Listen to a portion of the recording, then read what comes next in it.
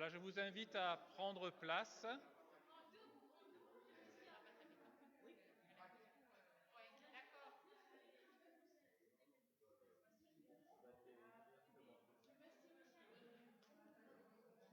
Voilà, il semblerait que la diffusion ait déjà démarré, donc nous saluons déjà ceux qui nous suivent sur Internet, par dizaines de milliers peut-être.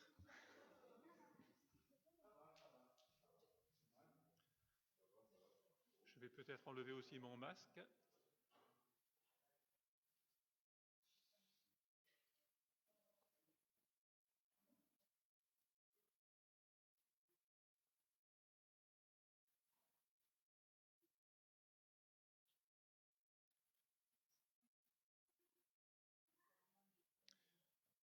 La grâce, la miséricorde et la paix vous sont données de la part de Dieu notre Père et du Seigneur Jésus-Christ. Notre salut est dans le nom du Seigneur Dieu qui est, qui était et qui vient. Je vous invite à la prière.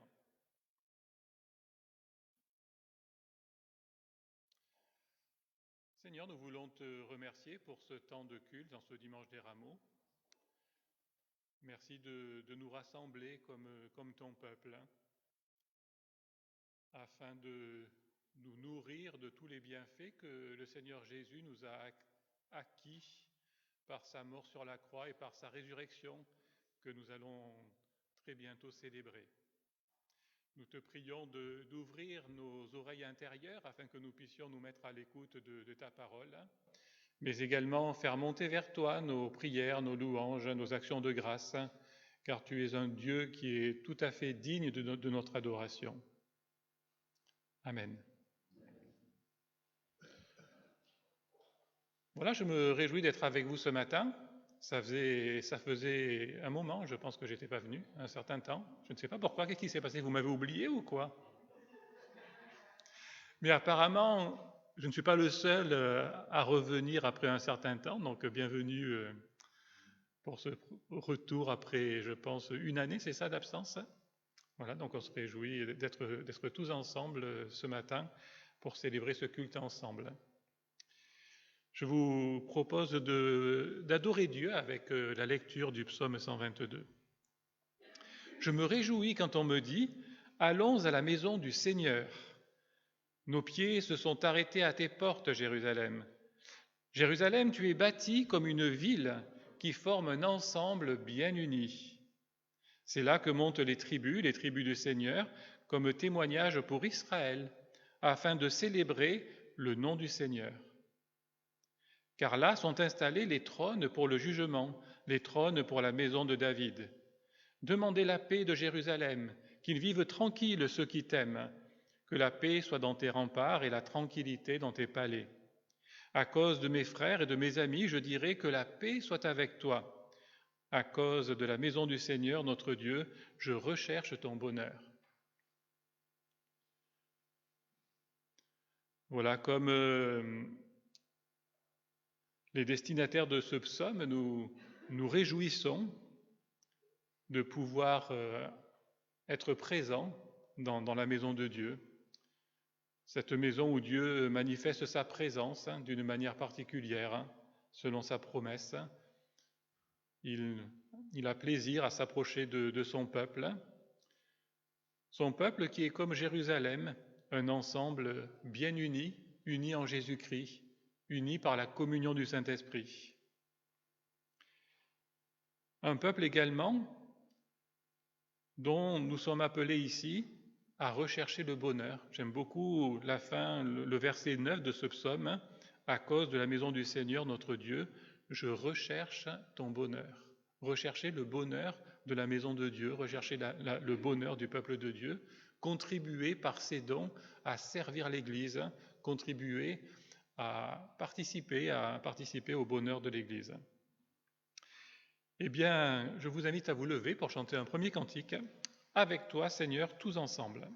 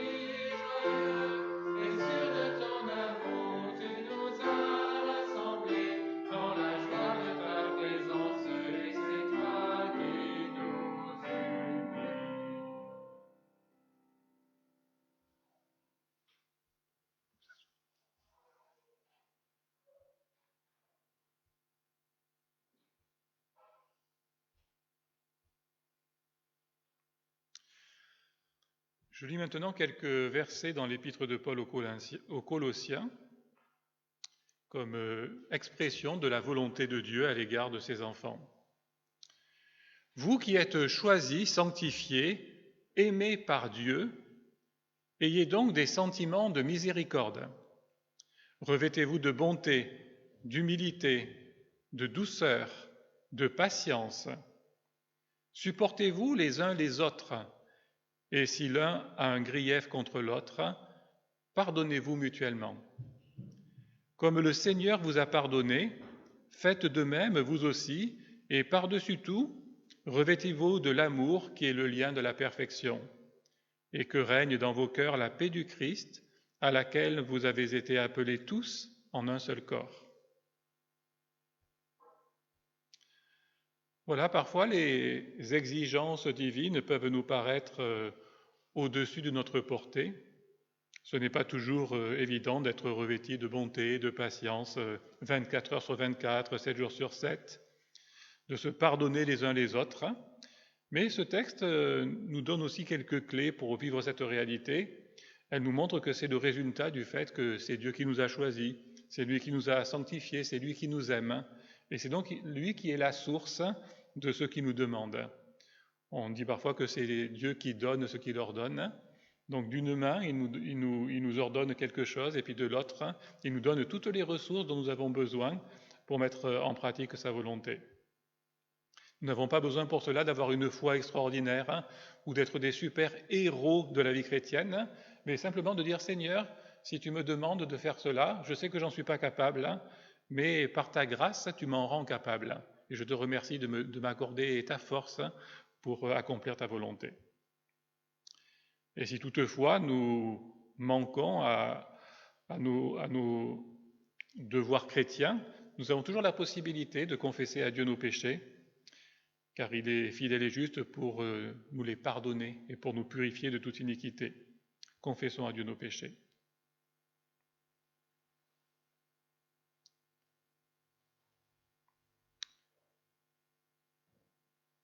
Seigneur Dieu, nous voulons ce matin nous approcher de toi tel que nous sommes, sans te cacher nos manquements ni nos faiblesses. Nous savons que parfois nous sommes très loin de ce que tu attends de nous. Mais cela ne nous empêche pas de nous approcher de toi avec l'assurance que tu es toujours prêt à nous faire grâce.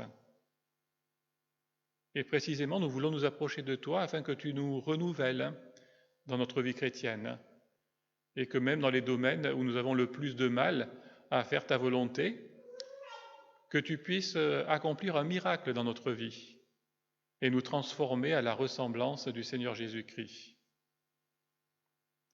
Nous sommes conscients de notre incapacité naturelle à faire le bien, mais nous sommes tout aussi conscients de ta capacité à nous permettre de marcher en nouveauté de vie. Nous le voyons dans notre vie chrétienne et nous voulons le voir de plus en plus.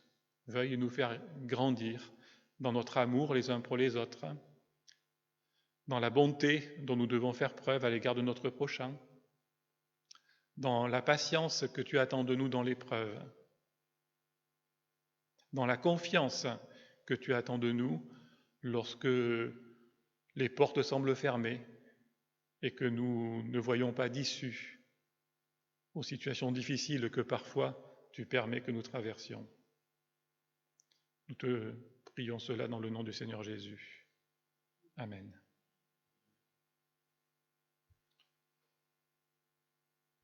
Nous pouvons poursuivre ce moment en chantant le cantique suivant, « Si mon peuple s'humilie ».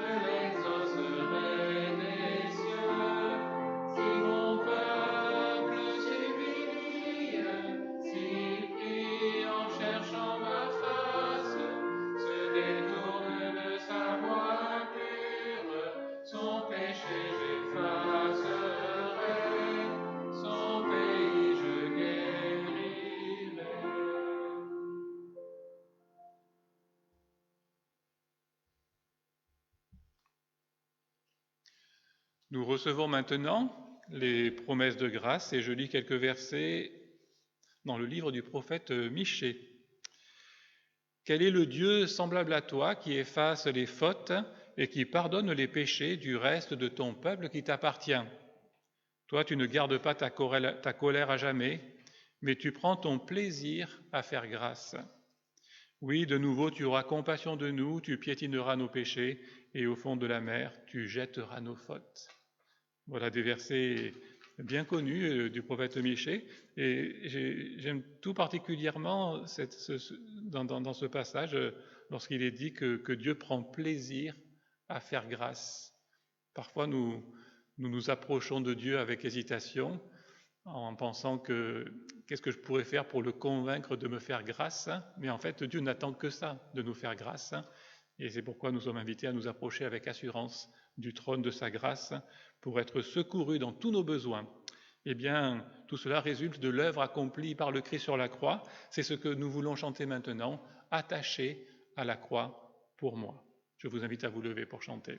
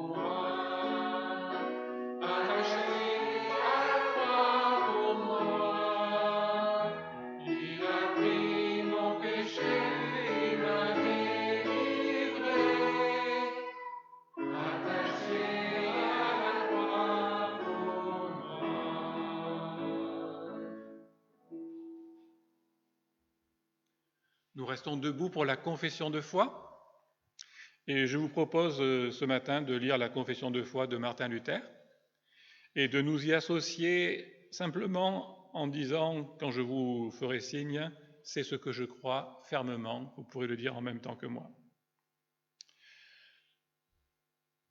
Je crois que Dieu m'a créé, ainsi que toutes les autres créatures. Il m'a donné et me conserve mon corps avec ses membres, mon esprit avec ses facultés. Il me donne chaque jour libéralement la nourriture, le vêtement, la demeure et toutes les choses nécessaires à l'entretien de cette vie. Il me protège de tous les dangers, me préserve et me délivre de tout mal. Tout cela sans que j'en sois digne, par sa pure bonté et sa miséricorde paternelle. C'est ce que je crois fermement. On peut recommencer parce que c'est un peu hésitant.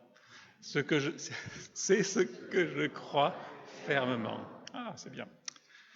Je crois que Jésus-Christ, vrai Dieu et vrai homme, est mon Seigneur. Il m'a racheté, moi perdu et condamné, en me délivrant du péché et de la mort et de la puissance du malin.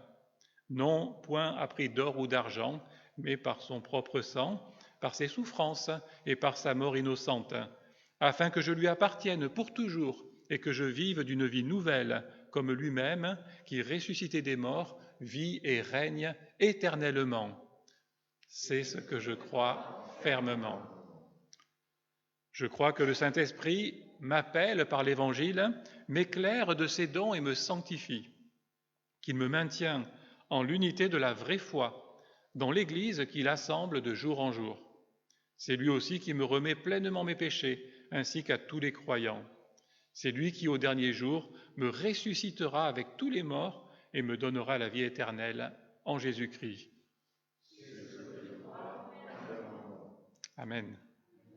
Eh bien, nous pouvons aussi dire notre foi avec le cantique suivant, Qui donc dans le ciel, où nous célébrons différents attributs de notre Dieu.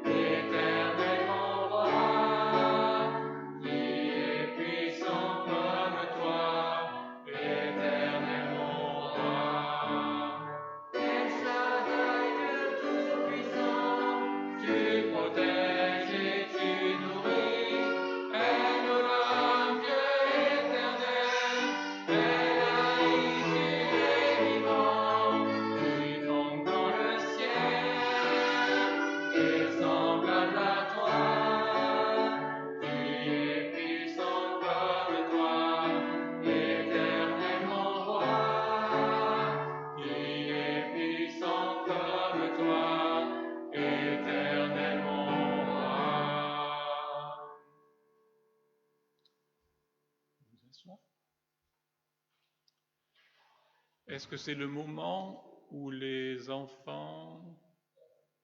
Je ne sais pas. Apparemment, oui, ça mieux.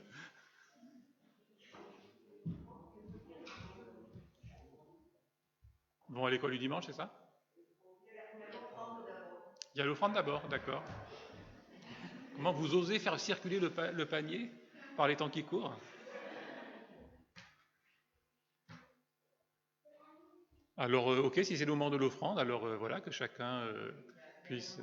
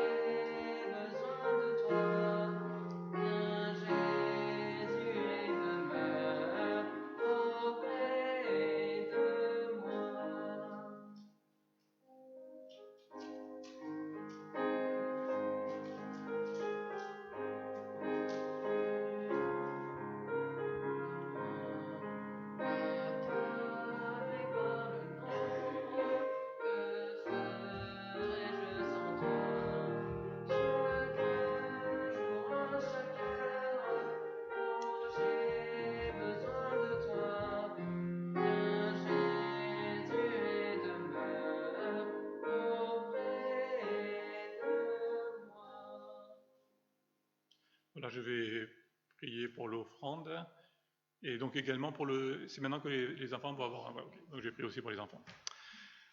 Seigneur, nous te remettons cette offrande qui est l'expression aussi de notre reconnaissance pour ta fidélité concrètement manifestée dans notre vie. Nous voulons aussi te remettre le temps avec les enfants, te prier de les bénir. Nous savons que tu prêtes une attention particulière aux petits-enfants. Tu aimes les bénir et tu aimes leur faire du bien. Nous te prions d'être avec eux pendant ce moment et avec ceux qui vont les accompagner. Amen.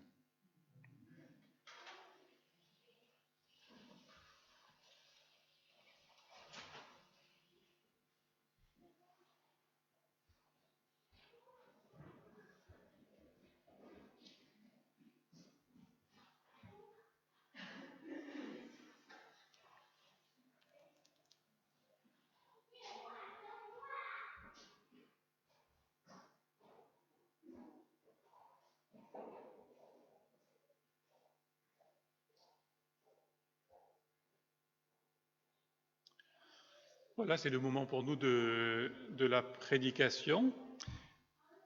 J'avais prévu initialement de prêcher sur le psaume 126. Et puis je suis tombé cette semaine sur un texte que j'ai un peu travaillé aussi avec des étudiants de la faculté de théologie. Et voilà, ce texte m'a beaucoup plu, bien que toute écriture soit inspirée de Dieu. Et donc j'ai décidé d'essayer de le travailler aussi pour ce matin. Je me suis dit, voilà, si je ne suis pas prêt, je pourrais toujours prêcher sur le psaume 126, mais si j'ai le temps, eh bien, donc c'est la première fois que je prêche sur ce texte, et donc j'ai travaillé hier pour mieux le préparer. C'est un récit qui se trouve dans l'Ancien Testament, au 2e livre des Rois. J'aime beaucoup les récits historiques, les petites histoires de l'Ancien Testament. Je suis un peu comme un enfant, en fait, j'aime bien les histoires. Et donc je vais lire au chapitre 4, les versets 1 à 7. Vous reconnaîtrez sans doute ce récit. 2 Rois, chapitre 4, les versets 1 à 7. Mais avant de lire la parole de Dieu, je vous invite à la prière.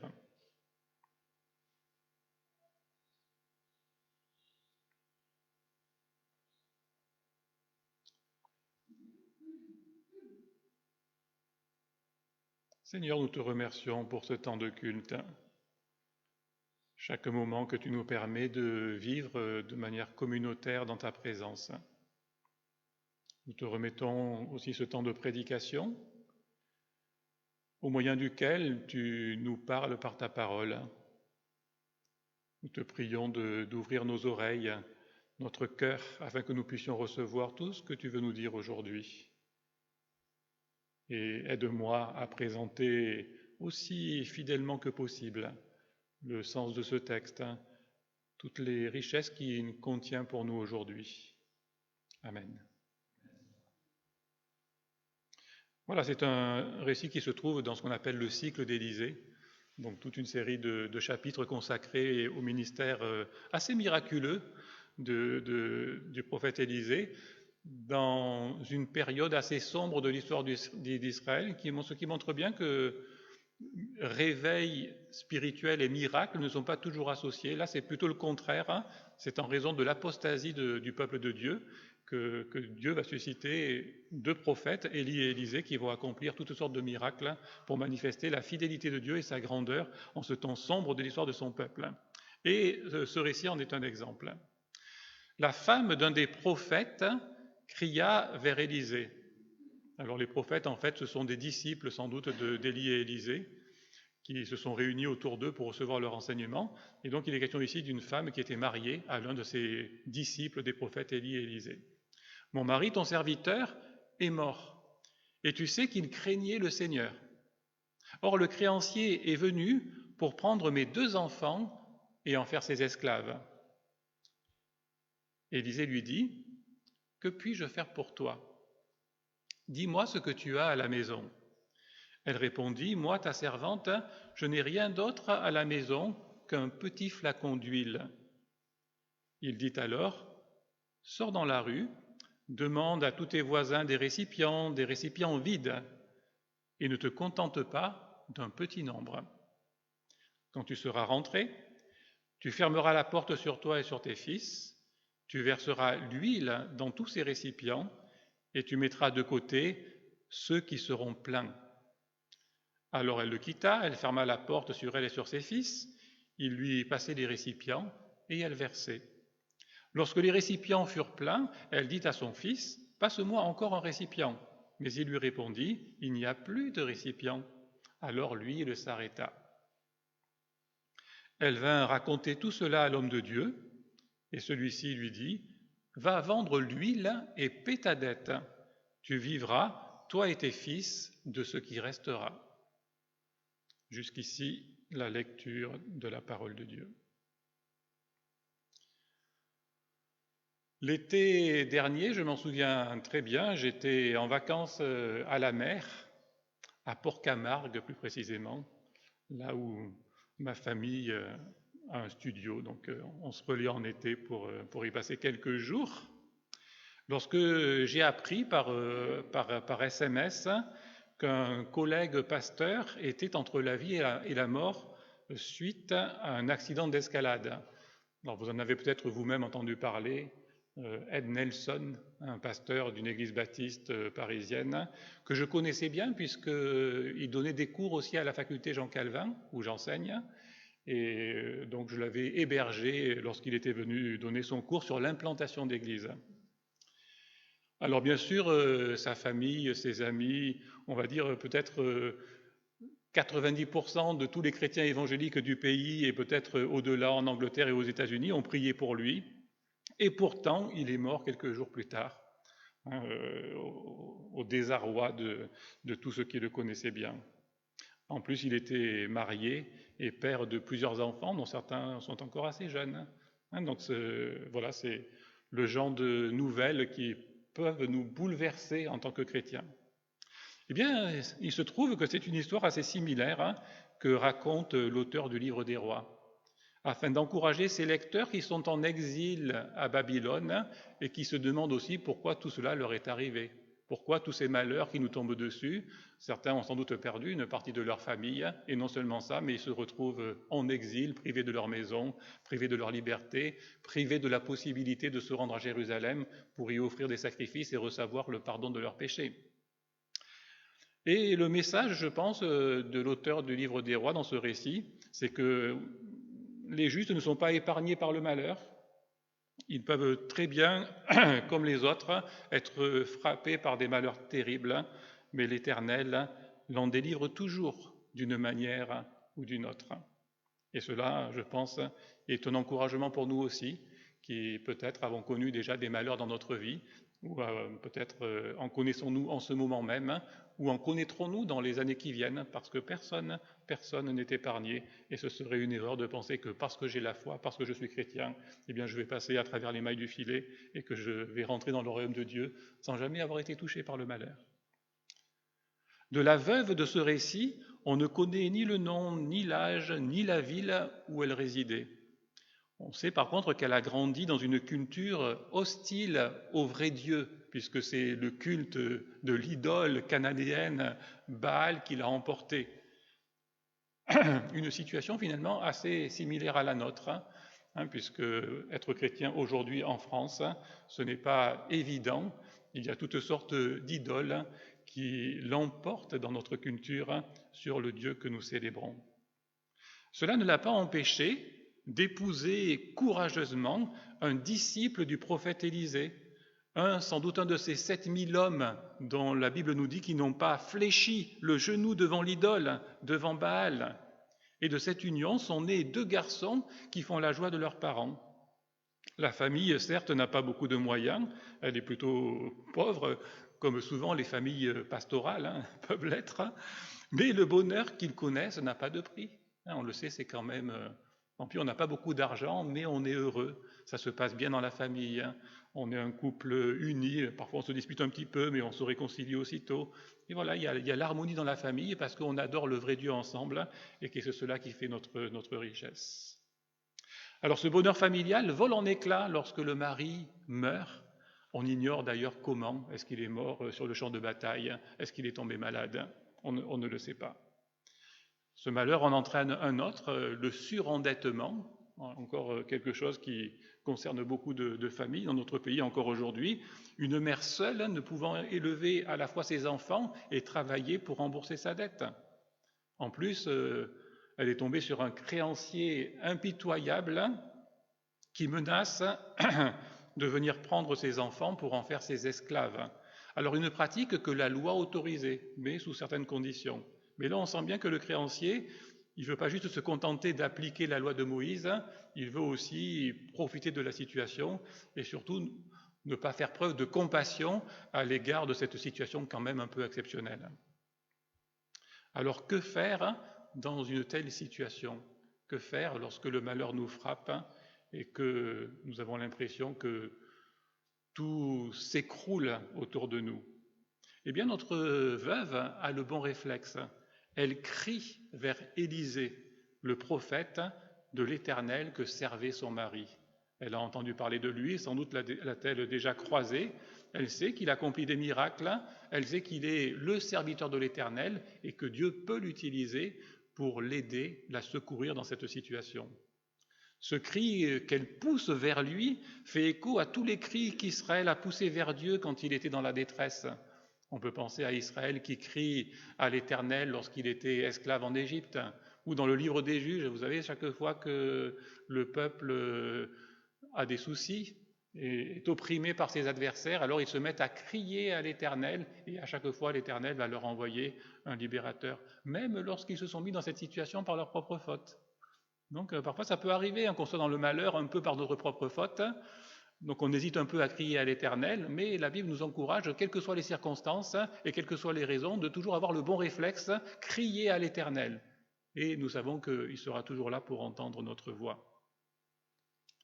La veuve, vous l'aurez peut-être remarqué, ne s'appuie pas sur ses propres mérites pour justifier sa démarche auprès d'Élisée, mais plutôt sur ceux de son mari. C'était ton serviteur. Et en plus, il craignait l'Éternel. De la même manière, lorsque nous nous approchons du trône de Dieu pour être secourus dans nos besoins, ne nous appuyons pas sur nos propres mérites, mais sur celui avec qui nous sommes unis. Alors pas par le mariage, mais par une alliance de grâce, c'est le Seigneur Jésus-Christ. Parce que nos propres mérites ne valent pas grand-chose, mais ses mérites à lui sont infinis. Et lorsque nous nous approchons de Dieu en lui disant « Seigneur, moi je ne vaux pas grand-chose, mais n'oublie pas, je suis uni à Jésus-Christ. » Et lui, il est ton serviteur. Il est le parfait serviteur, il est le serviteur fidèle, et en plus, il a mené une vie parfaite, la vie que moi je suis incapable de mener, et puis il est mort pour mes péchés. Et c'est pour cela que j'ai cette audace de m'approcher de toi et de te faire part de ma situation de détresse, celle que je suis en train de traverser. Bien que la veuve ait fait connaître à Élisée sa situation, elle décrit très exactement ce qui lui arrive, étrangement, elle ne formule pas de requête précise. C'est pourtant ce que nous faisons généralement quand nous nous approchons de Dieu. Seigneur, donne-moi ceci, fais cela dans ma vie. Non, non, là, elle ne formule aucune requête précise. Sans doute ne sait-elle pas trop quoi demander dans sa situation. Et parfois, lorsque les gens sont dans le malheur, ils ne savent pas trop quoi demander à Dieu. Quelle est la volonté de Dieu dans cette situation? Qu'est-ce qu'il pourrait faire pour moi? Est-ce que je vais demander à Élisée de ressusciter mon mari? Après tout, on a déjà eu des cas. Élie a ressuscité des morts. Bon. Ou est-ce que je vais simplement lui demander d'aller plaider ma cause auprès du roi, puisque ils sont en bonne relation, donc du coup, peut-être que le créancier va un peu se calmer vis-à-vis de moi, mais non, elle ne sait pas trop quoi demander, elle ne sait pas trop à quoi s'attendre.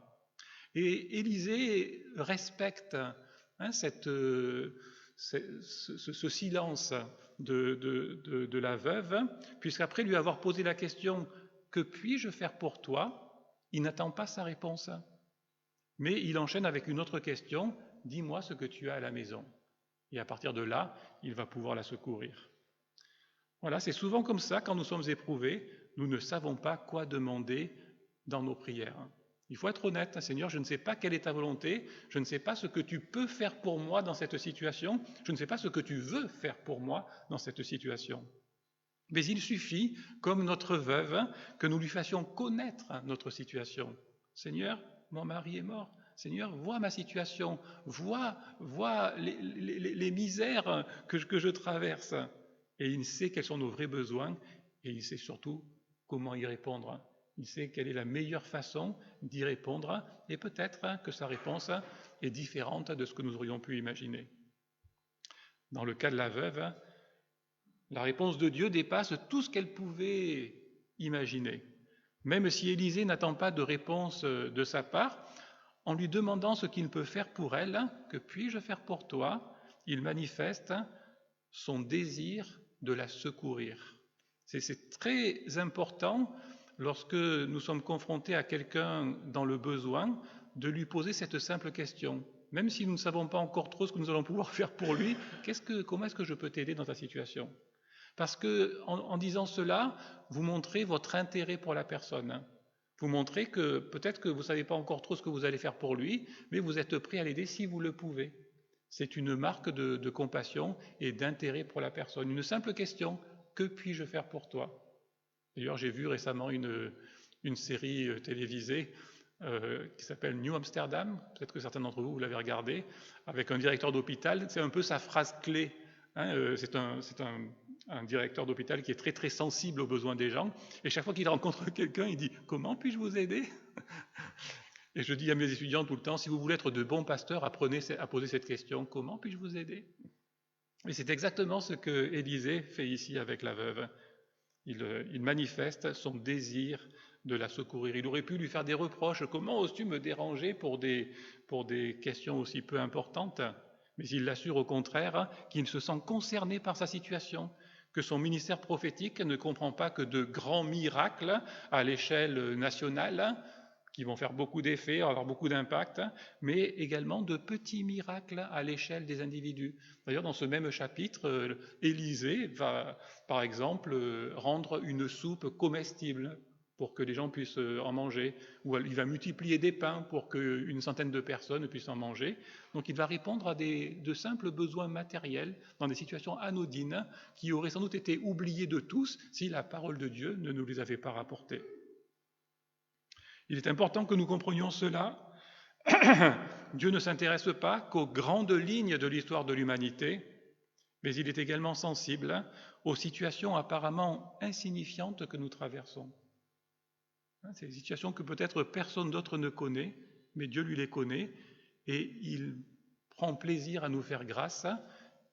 Il s'intéresse, c'est étonnant, mais le Dieu qui a créé tout l'univers, il s'intéresse aux petites situations de notre vie, nos petits besoins, nos petites situations, il les connaît, il s'y intéresse et il attend que nous venions les lui présenter pour apporter aussi une réponse conforme à sa sagesse.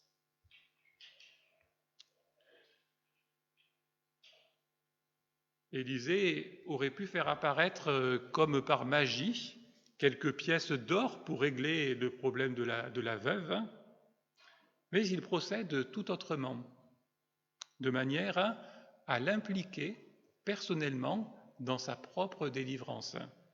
Et c'est une manière pour Dieu aussi, dans ce récit, de nous enseigner certaines choses sur la manière d'aider les autres, mais aussi sur la manière de recevoir de l'aide de la part de Dieu. Tout d'abord, Élisée lui demande ce qu'elle a à la maison. Ce n'est pas grand-chose, un flacon d'huile. Sans doute a-t-elle déjà vendu ses meubles et ses autres biens de première nécessité pour régler une partie de sa dette. Mais cela n'a pas suffi. Qu'à cela ne tienne, elle va devoir faire fructifier le peu qu'elle a avec l'aide de Dieu. Donc ce n'est pas très important la quantité que nous avons. Ce qui est important, c'est que nous puissions le remettre entre les mains de Dieu et c'est lui qui va pouvoir le faire fructifier, comme dans le miracle de la multiplication des pains. Et on voit dans plusieurs récits de la Bible que Dieu se plaît à prendre le peu que nous avons. Il attend juste une chose de notre part, que nous le lui remettions. Et à partir du moment où c'est entre ses mains, eh bien ça va se multiplier, ça va prendre de l'ampleur par l'opération de sa grâce. Ensuite, Élisée lui demande de solliciter l'aide de ses voisins. Pourquoi ? Eh bien, elle n'était peut-être pas consciente de cela, mais les bonnes relations qu'elle avait entretenues avec ceux-ci étaient un bien très précieux.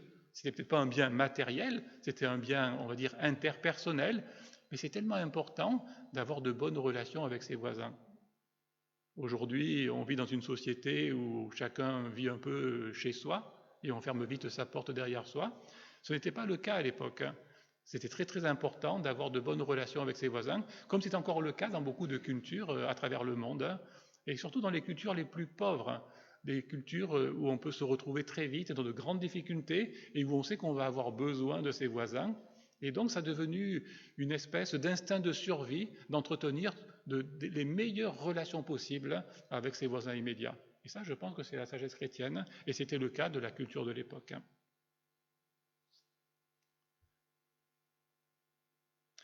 Les ressources de ses voisins étaient probablement très limitées, sinon il l'aurait aidé davantage dans sa situation. Mais ils sont heureux de pouvoir lui rendre service en lui prêtant des récipients vides.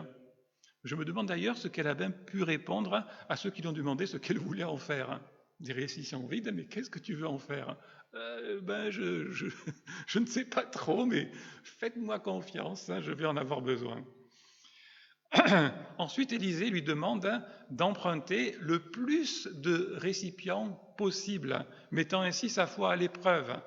L'ampleur de la réponse divine va dépendre de son zèle à collecter des récipients vides. Si elle n'en ramène qu'un à la maison, il n'y en aura qu'un seul qui sera rempli. Si elle en ramène des dizaines, eh bien Dieu a la capacité de remplir tous ces récipients. Et c'est ce qui va se passer apparemment. Elle va ramener pas mal de récipients à la maison et ça va lui permettre de régler sa dette et même de vivre avec ce qui restera. Élisée lui demande de fermer la porte sur elle et sur ses enfants, une fois qu'elle a ramené les récipients, le miracle ayant un caractère privé.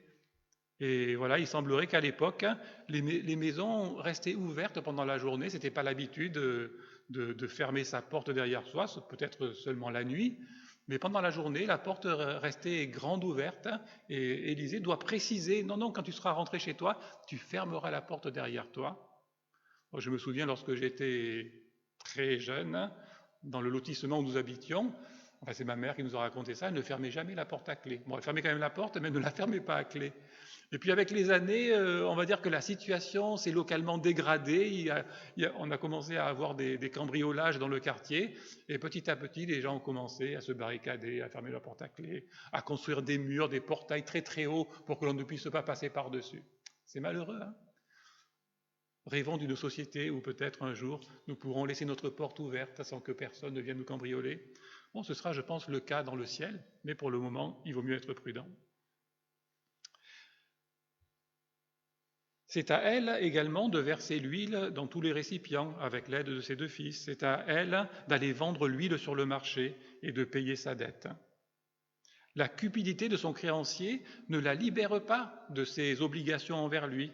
Maintenant qu'elle en a les moyens, puisque Dieu a multiplié l'huile et qu'elle l'a vendue sur le marché, elle doit en priorité régler sa dette et utiliser le reste pour ses besoins personnels. Parfois, en tant que chrétien, on a tendance à tricher un petit peu parce qu'on se dit, mais après tout, mes besoins en priorité. Non, si j'ai une dette à rembourser, c'est une question d'intégrité, parce que je crains l'Éternel, que je vis devant lui. Si j'ai une dette à rembourser, même si mon créancier se montre impitoyable, à partir du moment où Dieu m'en donne les moyens, eh bien, je dois la rembourser en priorité et faire confiance à Dieu pour pourvoir à tous mes autres besoins. Il y a ce genre d'ordre de priorité dans la vie, et parfois, en tant que chrétien, il faut bien reconnaître qu'on a tendance à vouloir inverser l'ordre pour servir nos petits intérêts personnels. Mais c'est une question d'honneur, c'est une question d'intégrité devant Dieu, de bonne gestion des biens que Dieu nous a confiés, mais aussi de confiance dans sa capacité à pourvoir à tous nos besoins une fois que nous aurons réglé ces dettes qui sont comme des attachements qui nous rendent un peu esclaves de quelqu'un d'autre. Donc plutôt je pourrais m'en libérer et mieux ce sera. Mais d'une manière plus générale, la manière dont Dieu implique cette veuve dans sa délivrance nous montre que Dieu va toujours vouloir nous impliquer d'une manière ou d'une autre dans son œuvre rédemptrice. Il nous offre gratuitement le salut en Jésus-Christ, il n'y a rien à payer, c'est le Christ qui a tout accompli pour nous. Mais il nous demande quand même de saisir ce salut par la foi, de lui faire confiance. Ça, c'est notre participation, recevoir le salut par la foi, même si nous savons que même la foi vient de la grâce de Dieu. Il nous donne tout ce qui contribue, nous dit l'apôtre Pierre, à la vie et à la piété. C'est Dieu qui nous le donne par sa puissance et par sa grâce. Mais un peu plus loin, il nous demande pour cette raison même de faire tous nos efforts pour joindre à notre foi la force morale, la connaissance, la maîtrise de soi, la persévérance, la piété, l'affection fraternelle et l'amour. Donc Dieu nous rend participants à sa grâce nous renouvelle afin que nous puissions devenir des acteurs dans son projet de rédemption. Il veut nous intégrer à ce grand projet de rédemption de son peuple. Il veut que nous devenions ses serviteurs et que nous devenions capables d'accomplir aussi des choses pour lui par la grâce qu'il nous a donnée. Il nous demande de nous présenter devant lui les mains vides. Je n'ai rien, Seigneur, à te donner, mais afin de les remplir de sa grâce. Pour conclure, si donc le malheur vous frappe, malgré votre fidélité chrétienne, malgré votre engagement chrétien, ne soyez pas surpris. Ne doutez pas de l'amour de Dieu, mais faites-lui connaître votre situation. N'hésitez pas et soyez assurés qu'il désire vous secourir. Que puis-je faire pour toi ?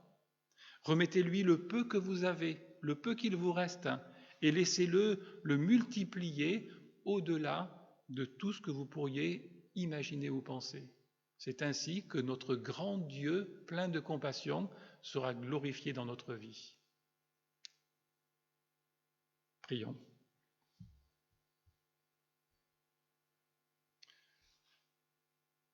Seigneur, nous voulons te louer pour la sagesse avec laquelle tu agis dans notre vie, pour la richesse de ta grâce et pour le privilège de pouvoir participer à ton grand projet de rédemption de ton peuple.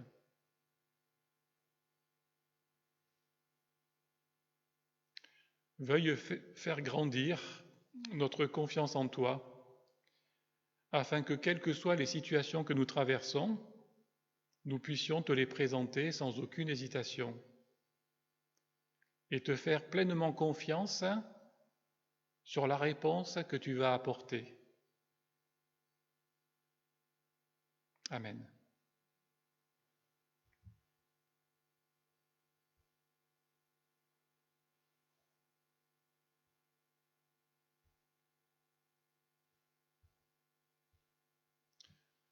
On a parlé tout à l'heure de multiplication des pains, un miracle qui fait écho au miracle de la multiplication de l'huile dans ce récit du livre des Rois. Eh bien, la multiplication des pains, c'est aussi un miracle qui fait écho au repas de la Cène, hein, puisque nous partageons le pain et que le Seigneur nous promet, lorsqu'il nous y invite, hein, à multiplier le pain, à multiplier le vin, afin que chacun puisse s'en nourrir sans limite et recevoir tout ce dont il a besoin. C'est ce moment que nous voulons partager maintenant.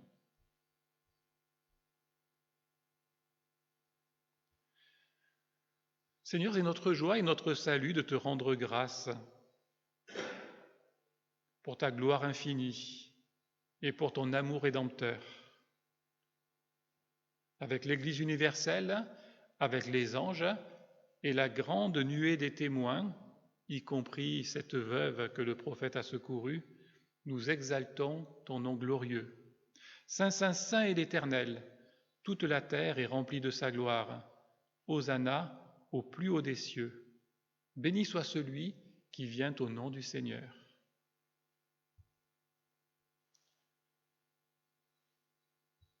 Le Seigneur Jésus, dans la nuit où il fut livré, prit du pain, et après avoir rendu grâce, il le rompit et dit, « Ceci est mon corps qui est pour vous, faites ceci en mémoire de moi. » De même, après le repas, il prit la coupe et dit, « Cette coupe est la nouvelle alliance en mon sang. Faites ceci en mémoire de moi toutes les fois que vous en boirez. Car toutes les fois que vous mangez ce pain et que vous buvez cette coupe, vous annoncez la mort du Seigneur jusqu'à ce qu'il vienne. » Heureux ceux qui ont faim et soif de justice, dit le Seigneur, car ils seront rassasiés. Heureux ceux que tu prends avec toi pour les nourrir des biens de ta maison. Heureux ceux qui sont invités au festin des noces de l'agneau. Venez, dit Jésus-Christ, car tout est prêt.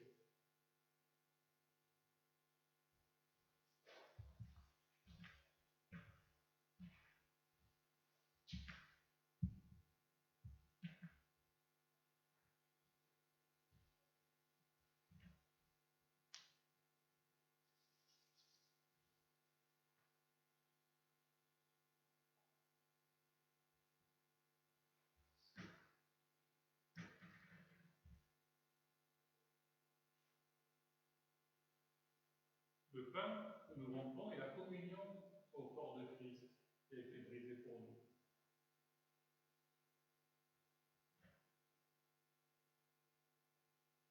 Et la coupe pour laquelle nous rendons grâce est la communion au sang du Seigneur Jésus-Christ, le sang de la nouvelle alliance, qui a été versé sur la croix pour le pardon de nos péchés. Je vous invite à la prière.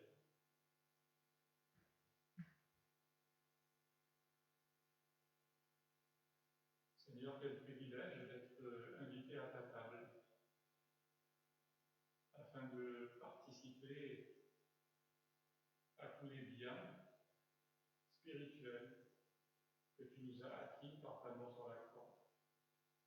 Dont ce pain et ce vin sont comme la confirmation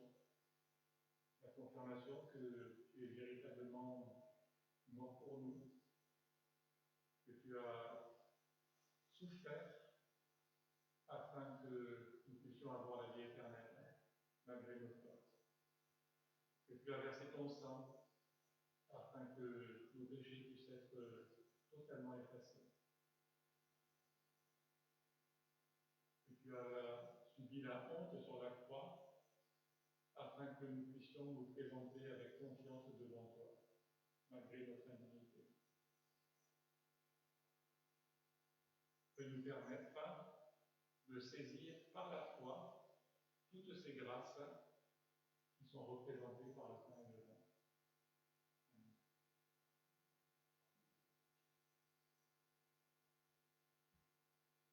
Nous allons maintenant passer.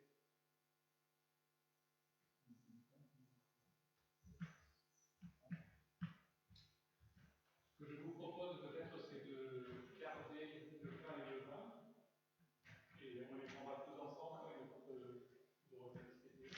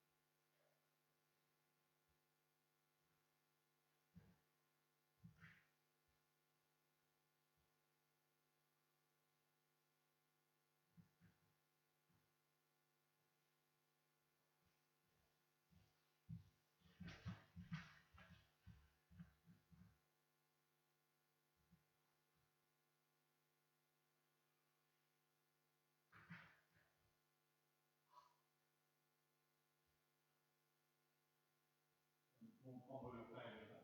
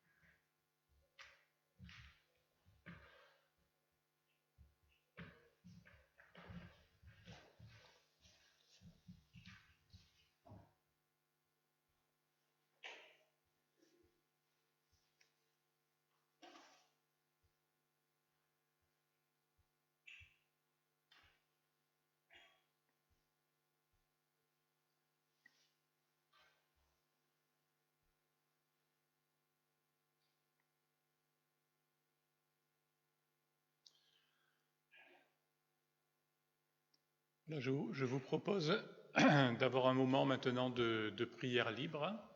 Je crois que vous en avez l'habitude ici. Donc voilà, si quelques-uns veulent faire monter vers Dieu des prières d'action de grâce et d'intercession, c'est le moment. Et je conclurai.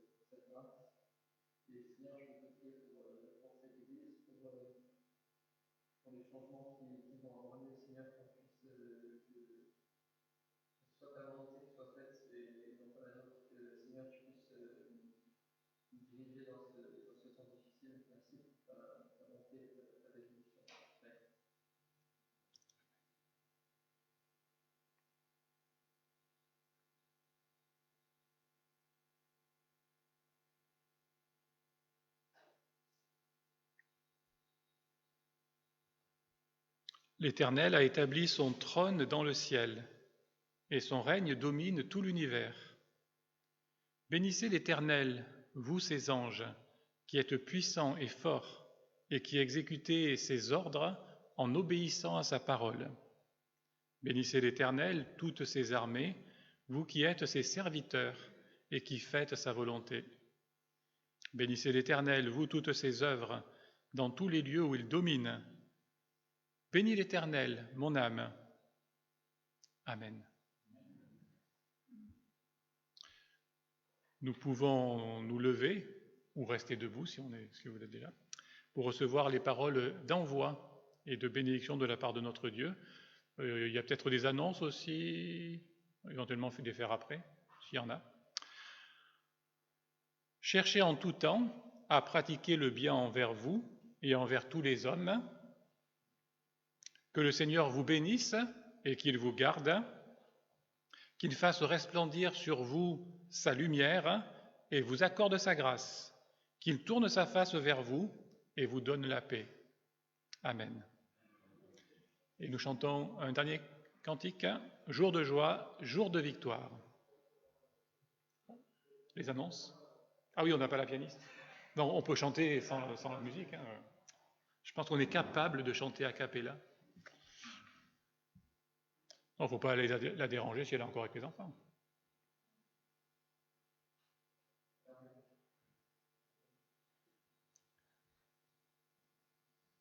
Bon, sinon, il n'y a pas d'annonce particulière à votre connaissance? Je crois que Samuel est dans le sud-ouest aujourd'hui, c'est ça? Toulouse, hein? Donc pour le moment, il est toujours votre pasteur. Il n'est pas encore parti.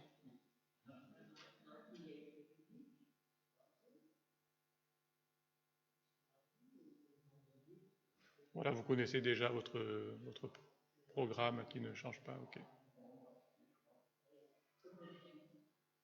Très bien.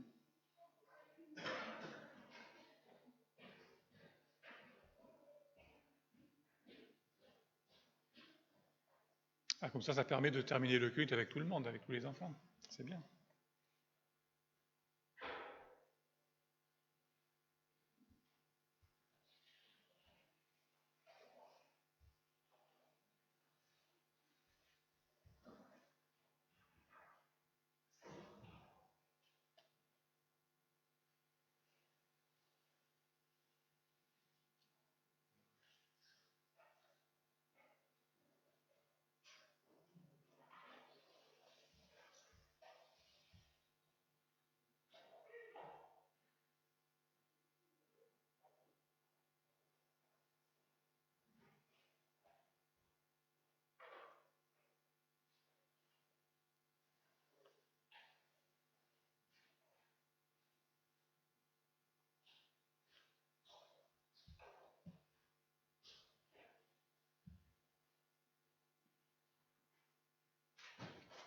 Nous sommes perdus sans notre pianiste. Nous restons sans voix.